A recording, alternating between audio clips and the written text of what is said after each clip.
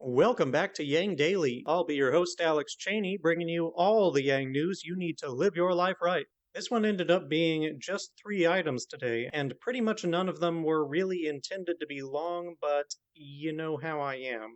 Sometimes I have trouble shutting my yap. Apologies to those who enjoy a more rapid fire style. I'll do my best to get back to that in the next episode.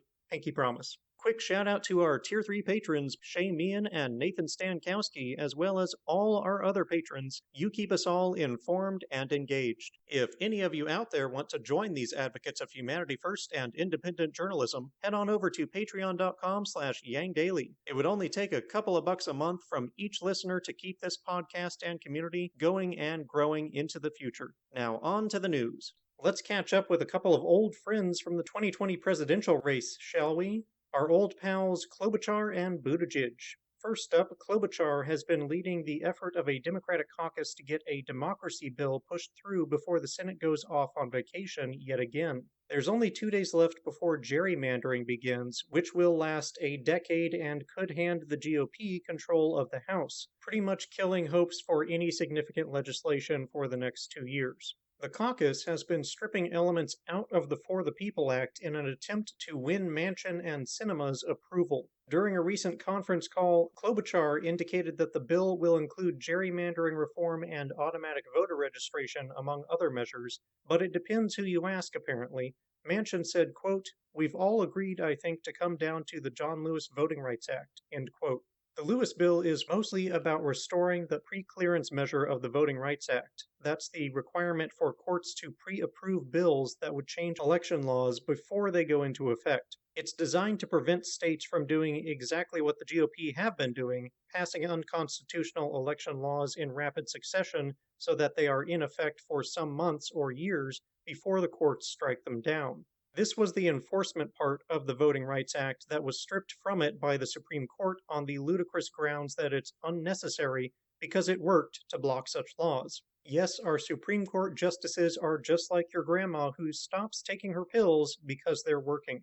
Immediately after that decision, voter suppression bills, of course, resumed. As such, the Lewis bill is very important, but it's got nothing to do with the For the People Act, gerrymandering, or automatic voter registration, so it's not clear to me that Manchin and Klobuchar are on the same page. Manchin not on the same page as Democrats? Shocking, I know. Personally, I really wish they'd stop bundling all this crap and just do each measure as its own bill. Pass an anti-gerrymandering bill. People need to see straight up whether the GOP will vote for that or not. Pass a public campaign finance bill. We need to know where people stand on that too. All of these measures need to be broken up so our legislators are held to account for where they stand on each one, instead of just rejecting a giant package by saying that they oppose one item in it. Also, none of the negotiating right now really matters because I'm fairly certain whatever bill they come up with won't pass no matter how much they trim it down. With the exception of a few members on a few items, the GOP has already made it clear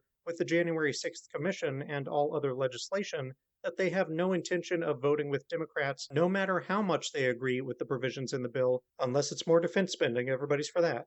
It's just not about policy, it's about tribal politics. Blocking Democrats is the party's platform. And without 10 GOP votes, and without reforming the filibuster, which Manchin and Sinema still refuse to do, all of this is wasted effort. Manchin, Sinema, and the GOP are going to watch democracy die for their own short-term benefit or delusion.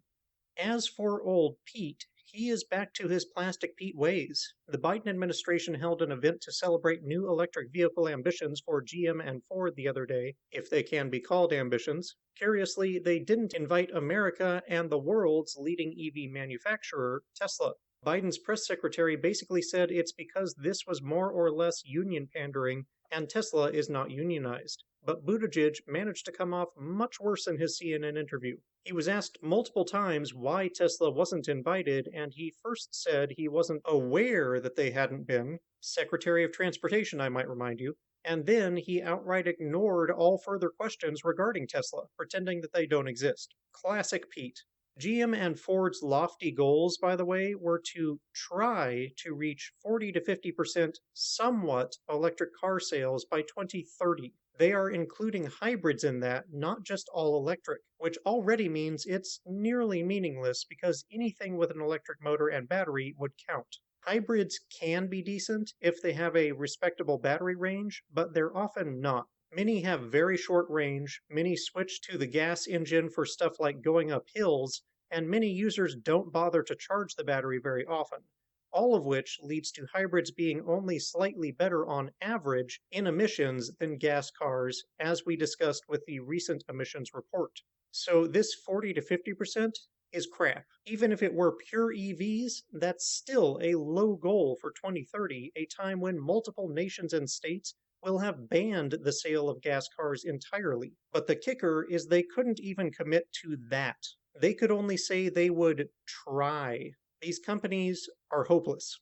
Anyway, it's quite a confluence of interests. We have the government out here running bullcrap PR for two horribly backward companies that have dragged their heels as much as humanly possible on innovation, particularly in regards to electric vehicles, because unions are an important voting bloc. Furthermore, the government is pandering to the United Auto Workers Union, which has also been opposing the transition to electric vehicles because EVs are simpler to manufacture, requiring less labor, so the union opposes this vital progress because it threatens jobs. And the union itself only exists because we rely on jobs for survival income, creating the exploitation of poverty and wage slavery.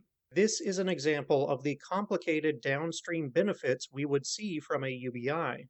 If all these workers had independent survival income, they wouldn't be opposing innovation out of desperation to protect their jobs. The union may or may not even exist because it's really just a subpar stand-in for the independent bargaining power that UBI would provide, and the government wouldn't be propping up stagnant, polluting companies. The companies themselves might even be more innovative because they'd have a tougher time finding workers in a free labor market, where people could afford to refuse to work at bad companies. The whole chain derives from a fear of losing survival income, and it can be fixed by UBI. And people think UBI is just a bit of extra money. Finally, I ran across some impartial, totally rational reporting from America's Fair and Balanced news channel and from the Federalist yesterday, in which the byline was, quote, "Leftists hate you and your baby," end quote. It was so blatantly ludicrous, I had to check it was real. Boy, is it. In the segment, the host lays out an argument that the left hates babies, and it was rational enough to warrant delivery by the Aliens guy from the History Channel. This is what's being pushed daily by the most popular news channel on TV. Worse, they call it a news channel, and against all reason, many viewers believe that to be true. And it's not just Fox, though they are among the worst offenders. The vast majority of national news programs, whether mainstream or otherwise, corporate or independent, are pushing similar partisan tribalism, and it's hard to adequately grasp the depth of damage being done to humanity at large. Incidentally, Scott tweeted a funny Star Wars meme that reads something like this: Star Wars, the story of an orphan boy from a war-torn country who becomes radicalized after a military strike kills his family. In his grief, he is indoctrinated by a religious cult, joins a group of insurgent terrorists, and bombs a building, killing hundreds of thousands. The cult being the Jedi, the terrorists being the rebels, and the building being the Death Star, of course. You may be wondering why I'm reading a meme to you. Because this meme does a pretty good job of highlighting the importance of perspective. In the movies, we followed Luke's perspective, and everything he did seemed right and warranted. The Empire were evil oppressors, the rebels were freedom fighters, the Jedi were a noble tradition. Had we instead followed the perspective of a similar character from the Imperial Army, we may have seen things very differently, with the Empire representing order and safety, the rebels being terrorists, and the Jedi being a deranged cult. You can bet that's what Imperial news media were telling voters in the Empire. Point being, perspective matters a lot. The narrative you're being fed can completely change your worldview. Right now, we have competing media trying to radicalize everyone to one side or the other, trying to demonize everyone on the other side and spin everything that happens as proof of their side's righteousness. You could certainly make the argument that even I fall into this at times. I certainly lean toward the left on most things, though I feel that at this point in time, that's mostly because the Republican Party has left no room for rational people who believe in facts, science, and even traditional conservative values like democracy, the Constitution, fair market capitalism, maximizing autonomy, etc. Anyway, what I'm saying is don't fall for it. Be proactive, fact check what you hear. Empirical facts are the foundation of truth. And no, empirical does not mean what you hear from the empire. It means derived from observation and experimentally provable, the basis of science. Also, and this one's harder, instead of assuming ill intent, assume people are doing what they're doing for the best possible reasons that you can square with their actions. If you can't see any good reasons for what they're doing, look for them from the people doing the things. They always have their reasons, and they think the reasons are good, even if they're sometimes diluted.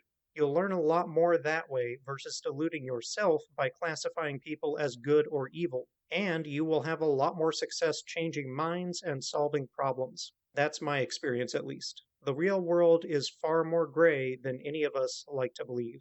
PSA over. And that'll do it for today's Yang Daily. Bookmark and share the perspective thread. Flood Congress with calls, tweets, faxes, and letters using the Resist bot or Income Movement easy contacts below. If you need help, consult Humanity Forward, the Income Movement Aid Database, the Mission Asset Fund, or United Way, and don't forget to Yang Daily.